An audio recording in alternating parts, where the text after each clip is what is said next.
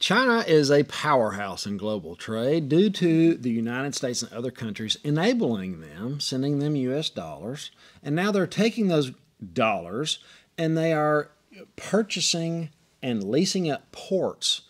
They are making loans to broken countries that they can never pay back. This is predatory lending by superpower that is going to affect the main arteries of global trade. Now, we're going to get into all this immediately when I started talking about it and reading about it with Stacey. I noticed that it was exactly like rent-to-own homes. When the landlord rents to somebody and so that person can own the home eventually. Right. But usually they're in such a dilemma where they will never be able to own the home. It's just a predatory lending scheme where they can sell the house to multiple people over and over and over, and they lose their massive deposit on the front end, which is exactly what China's doing. Before we get going, I want to thank Stacey for coming on with me. It's always a pleasure having her on. We're enjoying our Hoosier Warrior coffee this morning. You guys check them out. They're a community member starting a business. They're starting a side hustle. And I love it. As soon as I heard about it, I jumped on board. The link will be in the description. I am wearing my tapered shirt this morning. You guys have asked me what shirts do I wear. And this is a tapered shirt from Europe. They're like $75. And they cut out 10 inches in the middle. It's kind of a bodybuilder shirt. They're supposed to really fit tight. But I don't buy that one.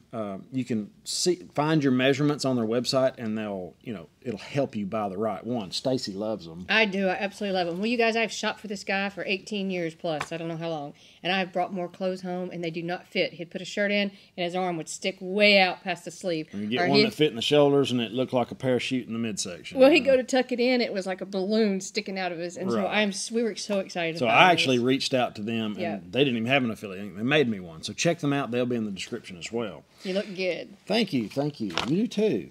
All right, so let's talk about China. We're going to try to go through this as quick as possible. It's news that you absolutely need to know. We need to be watching. China is playing chess. They're getting all their chess pieces exactly where they want them to avoid choking points in the supply line to these countries that cannot do without them already. That's a really good way of putting it. Absolutely. Strategically planning ports. Yep. Well, ports are a key global thing, you know. Chinese investments in foreign ports have attracted media attention. They have slowly accumulated a handful of, Chinese state-owned enterprises, SOEs. Yep. And these SOEs, they all have straight-back links and ties to the CCP, the Communist Party. It has been proven. There's 3 of them, actually. There's Hutchinson Ports, there's COSCO Shipping, and then it is China Merchants Port, which is CMP. Those are the 3 that seem to be the biggest companies that go around and buy up these ports. And they have leases on these ports in more than 90 ports in 53 countries. Some estimate 100 ports, at least one in every continent, minus Antarctica. Yeah. So you think about this. China is going around. They have 90 ports in 53 countries. That is a lot. That is a lot of boots on the ground. And we were talking about the concerns. Why would this be a concern to us as the United States? And we were saying as one of them is probably immediately the surveillance. They have the ability then, if they've got these ports, and they have 2. You guys have 2 in the United States. They had a third. They tried to actually take over and buy the whole terminal. And they said, nope, we actually did put a stop to that one. But that seemed to be some of the concerns for the West, is their ability to, not just even do surveillance on us, but anytime any kind of warship is anywhere, any kind of vessel, that they have the ability. They said even cranes now. The cranes at these different terminals are come straight from China, and they're looking at the cranes now to see if they have the ability to have surveillance. Surveillance, spying, and data gathering capabilities. Yep. And this is all, anytime you talk about somebody that's investing or doing things from China, they are required, like TikTok, to report to the CCP. That is, if you're using TikTok, your keystrokes are being reported straight to the CCP. Yep. It is a data mining app for the Chinese Communist Party. It is. Full stop. If you're using it, now you know. Yep. Okay. The port operator could easily monitor U.S. ship movements, warships. You know, they could repair sites, supply chain vulnerabilities. You know, it's all about spying, really. Yep. Well, they're big on that. They have been for years. In Greece, has increased its stake in the enormous transshipment port of Paraguay. I don't know how you say that, but I think well, I think that was a concern there. Is why they were saying that's a concern is because they're scared since they're going to venture more and more into those areas that they're going to be able to influence. They're going to be able to. Matter of fact, I'll talk about it in a little bit. But Honduras right now just came out and said that they're choosing to create relationships with China versus Taiwan because of a loan. So they're scared that they're going to exert. There's so many of the port investments that they're going to exert their whatever they want them to do at that particular country. And it's not just ports for ships. It's also railways, like the one that is reaching countries like Germany. Mm-hmm. Now, and I think the third concern was military bases. So, as we all know, as of now, ports don't have military bases that we know of. But I guess that if you do have a port, you're allowed to have some kind of military somewhere nearby to protect your port. So, their third concern is that they would start having military nearby the ports that they own or lease. I think that was some of and those are legitimate concerns. I mean, I get it. And as a matter of fact, is one of the things that we were talking about is they have they just got a port that was when it was called to the Strait. It was the I forget the Strait, but there's a Strait is how you say that Malacca. I don't know. It's all referred to the China's dilemma, but it's 80% of the imported oil and 40% of global shipping comes through there. So they've actually that's strategically. the port in Qatar. Okay. It's between Qatar and Pakistan. Or Qatar in Pakistan, operated by China, and that's they call it the Malacca dilemma, because 80% of its imported oil and 40% of its everything it sends goes through there. So they're streamlining it. They want to take that risk off the table. Now it's worth noting real quick that China is not violated the norms around territory sovereignty as far as Navy vessels and setting up military bases and stuff like that around the ports. They're still not doing that. They're still letting them have their sovereign territory for the time being. But China's continued large-scale commercial infrastructure investment is in conflict-prone regions like Africa, the Middle East, Equatorial New Guinea. You know, these places like that could have some conflict. And where would China be? Right there with all their ships. Yep. They've strategically gone out and over the last couple of years, well, I think between 2009 and 2020, I think they spent like $11 billion of U.S. dollars acquiring certain ports in different places or whatever. So they are actively doing this. And if we all know China doesn't do anything without a particular reason. So that's something definitely want to pay attention to. It's caused enough concern that they're starting to actually take a look at them again. But still talking about China. Yes. Now, this is the portion of the story about China and what it's doing to these countries, these small countries, through U.S. dollars, investing in their infrastructure. After they put down a large down payment in an escrow account, a private, secret escrow account that... and they won't let anybody know the agreements. You know, it's all secret. It's the world domination plan, I believe. And what it's doing, in my opinion, is it's encouraging or persuading these politicians with a lot of money, as we all know, to sell us down the river. What do you think? I agree, and I'd like to give credit to this Brad Parks. He's the executive director of Aid Data. He's the one, someone came back to him several years ago, and they said, can you help us find out what's going on with these Chinese lenders and loans?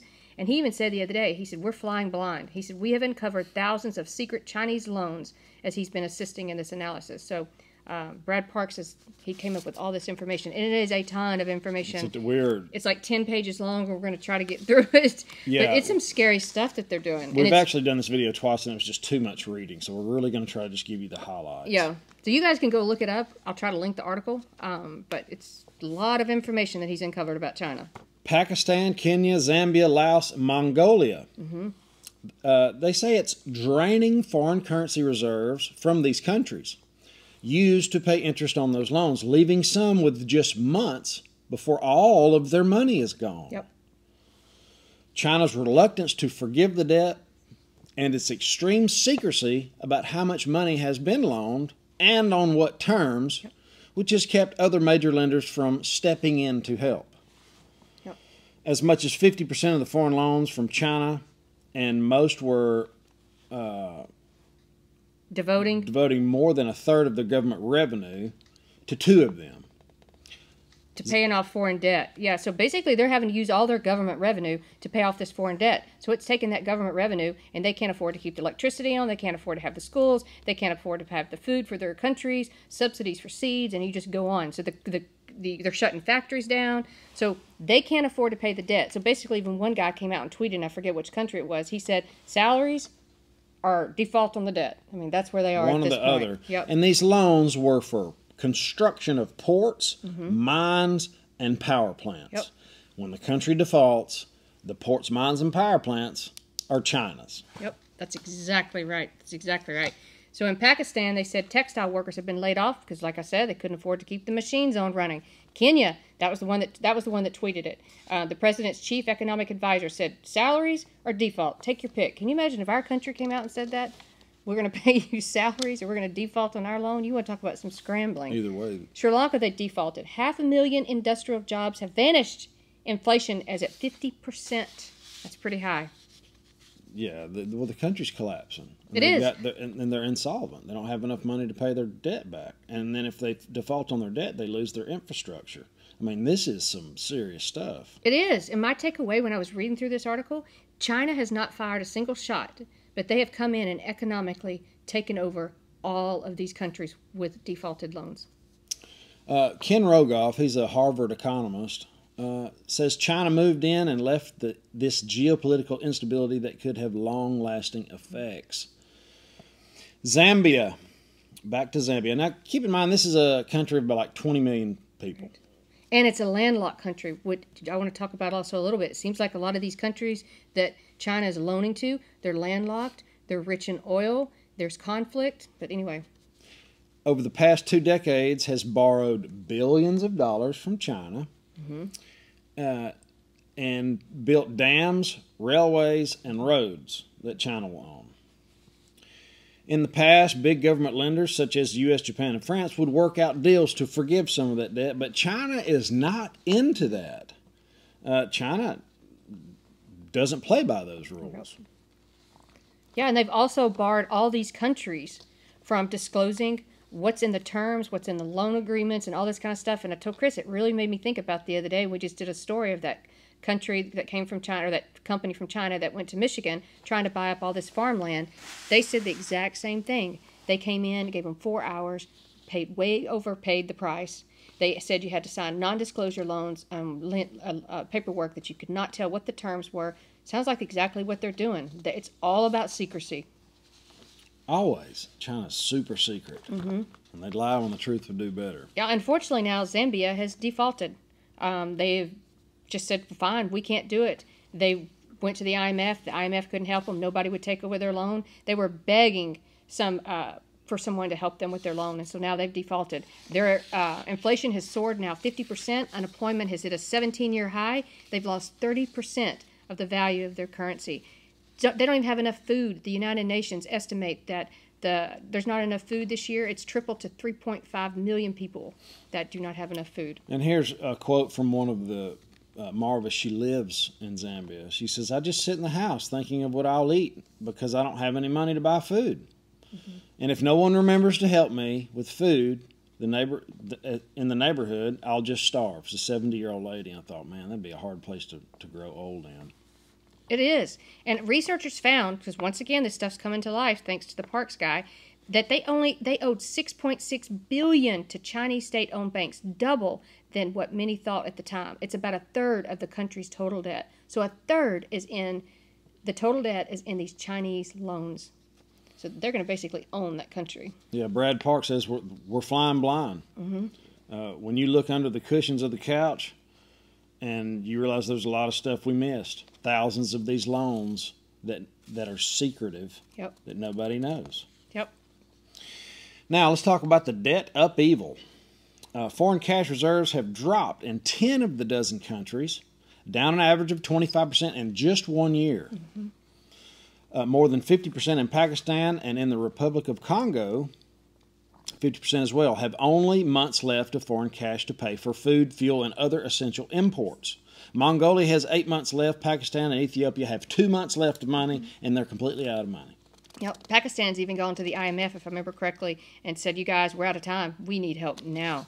And they said as soon as the financing taps are turned off, the economy contracts, inflation spikes, food and fuel become unaffordable. And that's what they're dealing with right now. Okay, Pakistan's foreign cash reserves have depleted so much that it was now unable to import raw materials for a factory. And this guy that works at the factory that got laid off said, "I have been facing the worst kind of poverty." Yep. It's story after story after story we were reading in here. Pakistan was so desperate to prevent more blackouts. They did deals with Russia, and that went against what we were asking. Honduras, as I said earlier, that was the one they cited financial pressures, quotes, in its decision to establish foreign diplomat ties with China, sever those with Taiwan. You got Sri Lanka, if you guys saw on the news here, it was about almost a year ago. Same thing, they defaulted. What happened? There was no food. We've talked about this. When there's no food and you go hungry, there was riots in the streets. And these are, at the time we didn't know this, but this was all based on Chinese loans and secret documents that were not allowed. And other lenders couldn't come in and take over those loans because they weren't allowed to disclose what was in those loans. So they literally had no choice. They just defaulted. Yeah. Are you done with that one? Yep. All right. I got a little quote from Kristalina Georgieva. She's the director of the IMF, and she says we're going to have to drag them up. We're going to have to drag these countries up somehow, because if we don't, there will be a catastrophe for many, many countries. So I'm not going to spend too much time on what she says. But do you have anything on that page you want to add? No, just once again, I was talking about the Pakistan Minister of Finance. He came out and he said the debt is too heavy and time is too short. He's gone to the IMF. And he said, we don't have any more time. He said, we're completely out of time. And he even made the statement. He said, all right, you guys, enough is enough. He goes, even the stakeholders are going to have take a haircut at this point, basically take a loss, because they're basically begging for help. Their country's just in debt. They're broke. Yeah, that's funny about the Trump administration. China's pushing back on that. He calls it debt trap diplomacy, leaving countries saddled with loans they cannot afford so that it can seize ports, mines, and other strategic assets. Yep. Trump called it out. He did. And I remember when he started talking about that. And they have pushed back and they have said, oh, no, that's not the case. We have actually forgiven loans. But this Parks guy went back and found out those loans they had forgiven were like years ago, and it was only a tiny bit of a loan. But yes, they have. And they've also come back and said, no, it's not us. It's the Federal Reserve. That is the problem for all of this right now. They've come out. It's not helping it. But that's what they're dealing with. I mean, and I keep coming back to the fact of they are strategically playing this, and they are not even firing one shot, but they are taking over this country, this country. Oh, I was talking to that guy in Venezuela. There's a guy that called me from Venezuela. His family still lives there. China and Russia have done the same thing.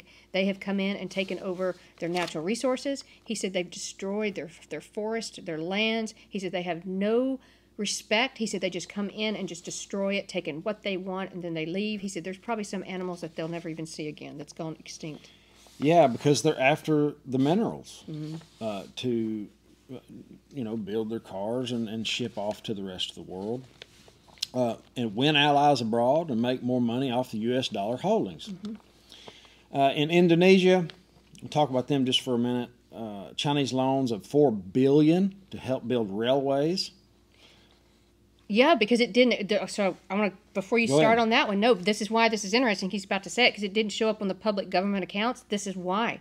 So after a few years of these loans where the Chinese were just giving them loans, well, they couldn't get any more loans. So the Chinese government went and made these shell companies and then continued to give them loans through the shell companies, but it wouldn't show up on the government that they were loaning to until years later. So they actually doubled down on these loans that they were loaning these different countries. And so it would say they, like, for example, Zambia, for example, 1.5 billion loan from 2 Chinese banks. It was through a shell company to build a dam. Didn't even appear on the country's books for years. Same thing as you were saying with Indonesia. I'm trying to cut out as much of this as possible. I know, but so just think how devious they were. So when they gave them loans to this country and then they realized they were going to default and they couldn't get any more loans, they went and created shell companies and they gave them more loans. And so finally, when it came out, the government was having to bail out these different companies. Yeah, they had to. The Indonesian government had to bail out the railroad twice. Yep. So China knew what they were doing. They weren't dummies when they were doing these. Said when these projects go bad, what was advertised as a private debt now becomes a public debt. And there are projects all over the globe like this. At least $385 billion of hidden underreported Chinese debt in 88 countries, and many of those countries were in far worse shape than anybody has known. Yep. China issued $3.5 billion loan to build a railway system in Laos, which would take nearly a quarter of the country's annual output to pay off. They know better. They know they're not going to be able to pay them off. Yes. That's China's railway now. And Laos is also one of those other countries that I was talking about. They're landlocked. And just a side note real quick, I saw a report that came out, it was yesterday, I think, or day before. This railroad is going to go through uncharted territory. I know it's a complete side note, but they've come out and said the people that are worried about the next pandemic, that they have said that it's going to go through territory that's going to expose a lot of bats, and these bats contain a lot of these viruses. Here we go with this. And that's what they came out and said. They're like, if they do this railroad, we'll see. But, There wasn't a bat within 50 miles of Wuhan. well, that's what they just came out and said, or whatever. Okay, in Sri Lanka, Chinese-funded airport built in the president's home away from most of the country's population is barely used that elephants have been spotted in a wandering tarmac. So they do these loans They for corrupt the government, and they give them a bunch of money, and they saddle the people with the debt. They do. Well, they said it's very interesting. Chinese loans go to projects in areas of country favored by powerful politicians and frequently right before key elections. Uganda, Ecuador, and Pakistan, a power plant had been shut down for fear it could collapse in Kenya. Jumping in front of the line. Okay. I want to skip some of this, and I'd like to talk about how they're doing it. Yeah, so they dug. Well, you're going to read this one right here because he dug into the details of the loan. Yeah, go ahead. That's no, what I go was ahead. about to do. He found something alarming. Once again, this Parks guy. He found clauses mandating that borrowing countries deposit U.S. dollars or other foreign currency in secret escrow accounts that Beijing could raid if those countries stopped paying, defaulted on their loans, before other people could get paid. So they force themselves in the front. They have to pay China first, or they lose their massive deposit. Yep. It's just like the scam, you know. Just like the rent to own. Rent to own, anything's a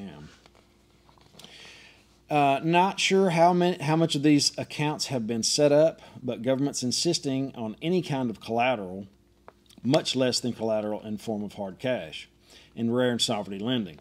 So they can't get bailed out. They got to be paid first. China gets paid first, and the countries are at their mercy. They are. And other creditors have stepped up and they said, we're not going to offer anything if China isn't in fact at the head of the repayment line. So it just led to like a paralysis. I think that's what they called it. They said everyone is sizing up each other going, I'm not going to step up and bail this country out because I don't even know what I'm getting into.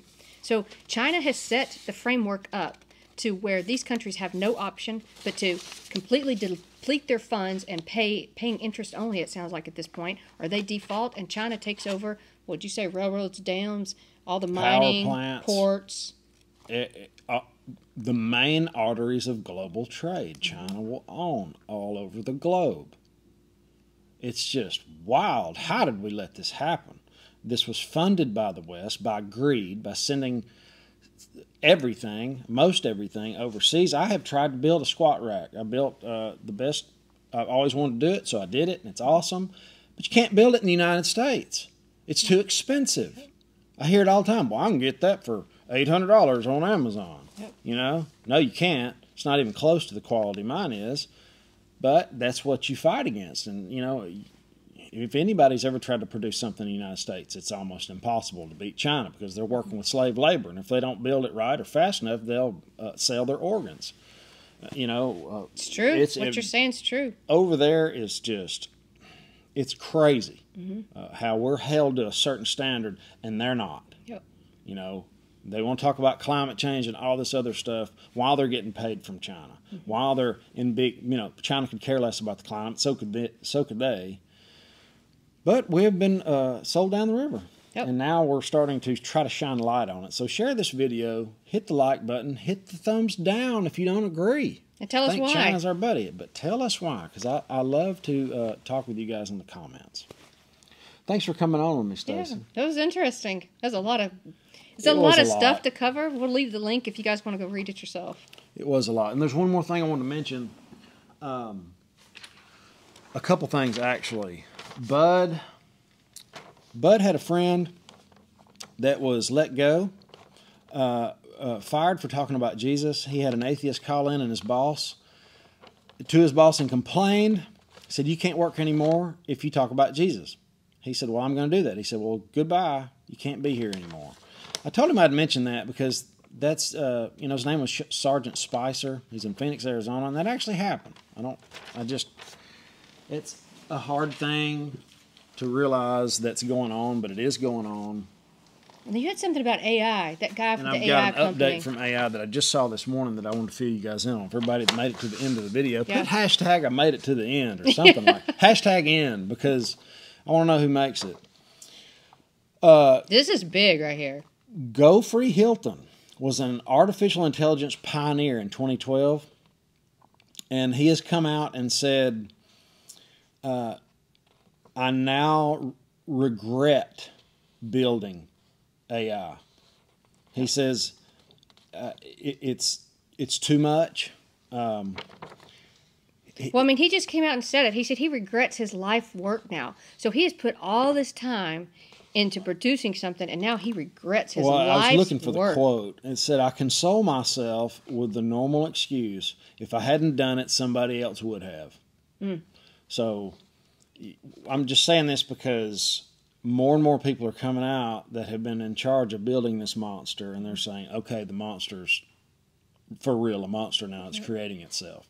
So, guys, just be careful. Be real careful. AI's coming. It's on the way. There's nothing we can do to stop it. Just know it's part of the new beast system. Elon Musk even said the other day, I watched an interview after one of his Tesla meetings, and he even stated that he sometimes questions what he's doing. He said, I sometimes even wonder, is this what I should be doing? And they asked him point blank, they said, what would you tell your kids then? Since artificial intelligence is going to take away so many jobs, what would you tell them to do? And he actually looked at the guy, and he paused for several seconds, and he said, that's a tough question to answer. So.